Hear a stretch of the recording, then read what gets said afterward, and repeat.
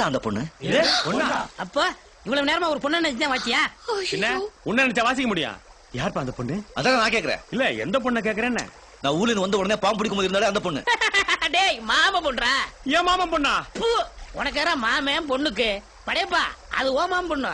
என் மாமன் பொண்ணா அது? ஆனா ஆமாப்பா, அந்த பொண்ணு ஃபாரின்ல போய் படிச்சுட்டு வந்தாலும் படிச்சுட்டு வந்தது என்ன திமிரு, என்ன பந்தா, என்ன ஸ்டைலு.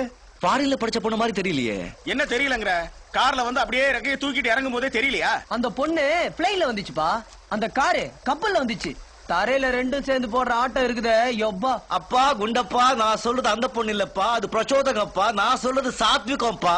என்ன சாச்சங்க பச்சாச்சங்கிற? சாச்சகம் பச்சாச்சகம் இல்ல, இது சம்ஸ்கிருதம், தேவலிபி. சரியா உச்சரிக்கணும்.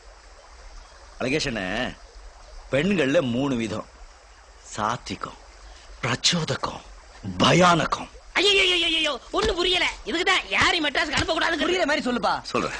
இப்போ ஒரு பொண்ண பாத்தீங்கன்னு வச்சுக்கோங்க, பார்த்த உடனே அந்த பொண்ணு அப்படியே 2 கை எடுத்து கும்பிடணும்னு தோணுது இல்ல, அது சாத்விகம்.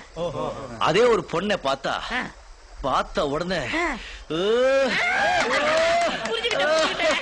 இது புரியுது, அது பிரச்சோதகம். அதே ஒரு பொண்ணை பார்த்த உடனே பயம் வரும் இல்ல, அது வந்து பயம். சரி படையப்பா, நீ பார்த்தேன்னு சொன்ன ஒரு பொண்ணு அது சாத்விகமா, பிரச்சோதகமா, பயானகமா? சாத்விகண்டா. நான் பாம்பை காப்பாத்துற உடனே 2 கை எடுத்து கும்பிட்டு நன்றின்னு சொல்லிச்சே அந்த பொண்ணு. அந்த பொண்ணை பார்த்ததுல இருந்து என் மனசு என்கிட்டயே இல்ல, எப்போ அந்த பொண்ணு ஞாபகம் தான்.